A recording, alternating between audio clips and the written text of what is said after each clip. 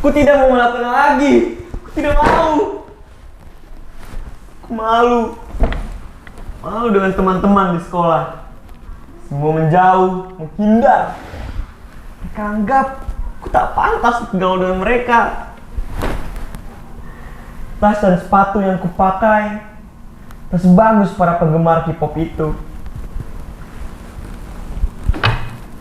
Awalnya aku masih tak acuh, tapi lama-kelamaan Lingga, Kiki, Eza, mereka semua hilang dari peredaran. Lantas, apa gunanya gelang persahabatan ini? Tak berguna. Aini. Ya mas, sebentar. Obat yang emak titip sudah Ai beli di warung.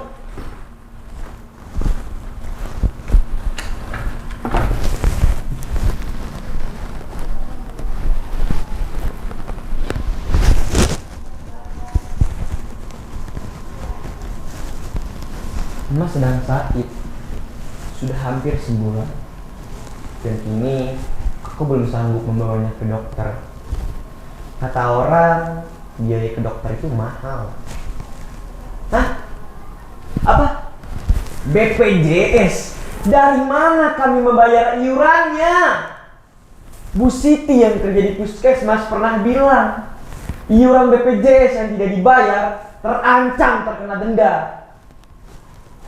Sudahlah, orang susah memang jelas susah. Oleh sebab itu, belakangan ini aku mengajukan pekerjaan emak mencari barang-barang bekas di warung dan toko. Sering aku menemukan sampah yang dibuang sembarangan. Tidakkah mereka pikir kalau perbuatan mereka itu akan merusak bumi yang kita tinggali ini? Sementara tong sampah saja dibiarkan kosong sebagaimana ini.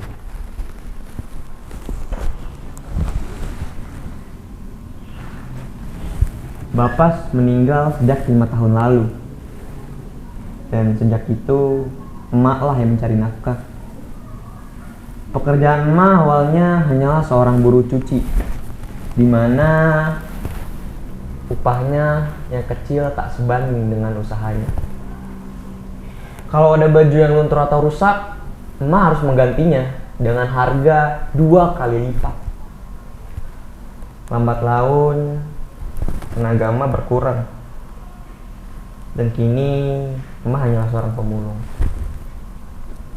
Perharinya, emak bisa membawa 10-15 kg sampah. 1 kg sampah dihargai dengan harga Rp3.000. Cukuplah untuk membeli nasi, lauk pauk, dan sedikit jajan untukku. Panas terik matahari tak menyurutkan semangatnya. Emak ingin sekali aku menjadi guru, karena cita-cita emak sejak dulu adalah guru. Ai, sesulit apapun kamu menghadapi hidup, ingatlah, kamu masih punya Tuhan. Jangan pernah menyerah menggapai cita-citamu. Begitu pesan emak. Dan kini emak sedang sakit keras. Dengan barang-barang ini telah menyelamatkan hidup kami. Pepatah pernah bilang, satu sampah orang adalah harta bagi orang lain. Dengan barang-barang ini kami masih bisa makan, kami masih bisa sekolah, bahkan jika ada uang lebih kubelikan untuk kuota internet.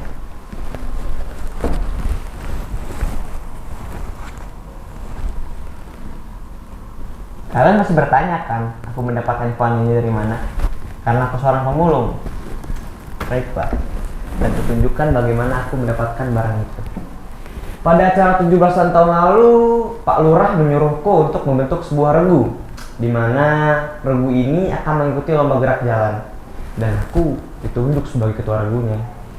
Awalnya aku ragu, tapi dengan semangat dan daya juang yang keras, akhirnya regu kami menang. Setelah itu, Pak Lurah bilang begini kepadaku, "Kamu hebat, Aini. Jempol dari Bapak. Tunggu bonus dari Bapak ya." Begitu kata Pak Lurah. Kalian masih belum percaya? Sudahlah, tunjukkan bagaimana aku menjadi kepala regu. Maju, jalan, kanan, kiri, hadap kanan, gerak, hormat, gerak, tegak, gerak. Kalian sudah percaya kan?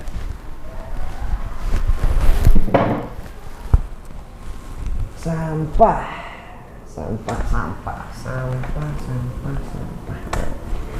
Sampah plastik menyebabkan pencemaran tanah karena sifatnya yang sulit terdekomposisi.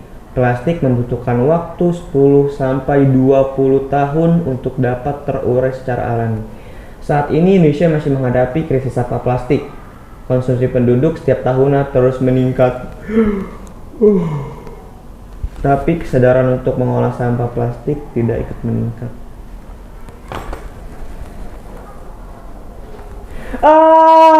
Tolong! Di mana ini? Langit-langit begitu pekat.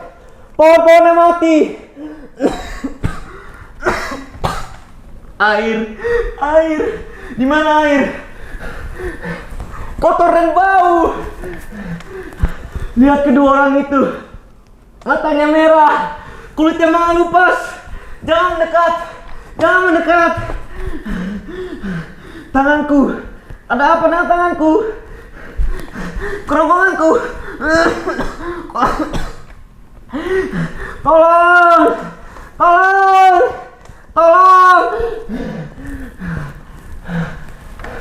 Aku bermimpi dikubur oleh sampah. Apakah ini sebuah firasat?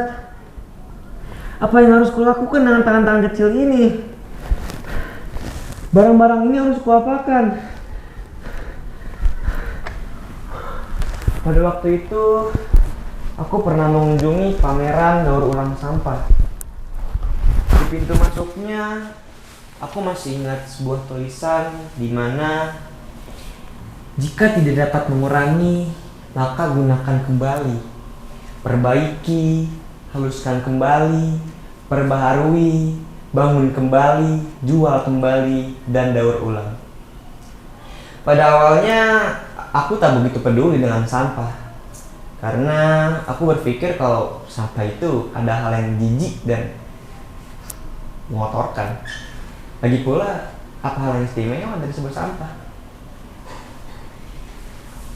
Sekali waktu, aku diajak ibu guru ke workshop.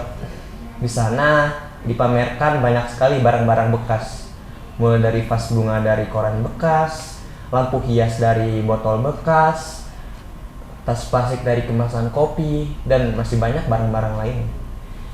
Selain barang-barang itu memiliki banyak manfaat, barang itu juga memiliki daya jual yang tinggi. Lalu, kenapa kau harus minder dan malu? Sibuk berimajinasi dengan pendapat orang lain. Nah, berapa ya sekarang? 17. Hari ini emak mengizinkanku untuk menggunakan rumah ini sebagai tempat penyimpanan sekaligus galeri bagi barang-barang bekas ini. Tapi sebentar, bagaimana kalau meja ini dipindahkan sudut sebelah sana? Bagaimana menurut kalian? Cocok tidak? Tapi bilang saja kalau tidak cocok.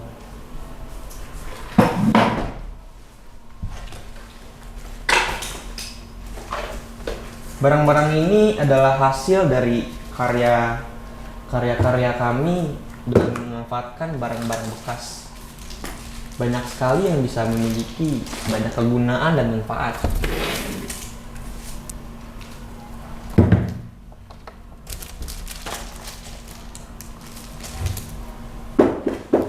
Ya, siapa?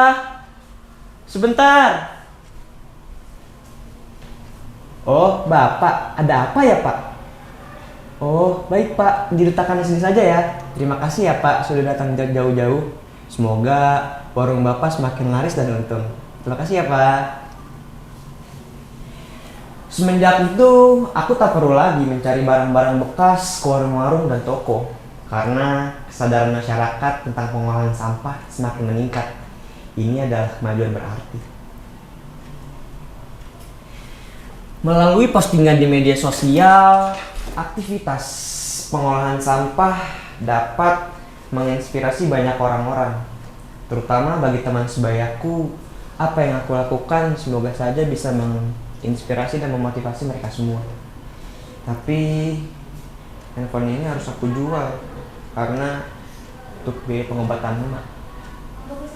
Obat yang emak beli. Ya. Halo? Iya betul, saya Aini. Oh, baik Pak. Kalau boleh tahu kameranya kapan ya Pak? Oh, baik Pak. Oh, tidak apa-apa kalau Bapak ingin datang ke rumah, ingin melihat barang-barang kami. Baik Pak. Terima kasih ya Pak. Yes, bulan depan kita dapat undangan untuk menghadiri pameran. Semoga saja ini adalah kemajuan dari barang-barang bekas yang selama ini aku kumpulkan. Tapi, bukankah barang-barang ini lebih jelek dari mereka? Lagi pula, barang yang aku kumpulkan dari barang-barang bekas. Bagaimana ini? Tidak. Ayo ini lebih semangat lagi, lebih kreatif lagi, dan lebih memiliki daya juang lagi. Barang yang sudah jadi, kumpulkan dan taruh di tempat yang benar. Jangan sampai terjatuh, bahkan rusak. Barang-barang ini kupotong nanti, jangan sampai terlampau pendek, dan perhatikan juga pinggirnya. Ayo lebih semangat lagi Aini.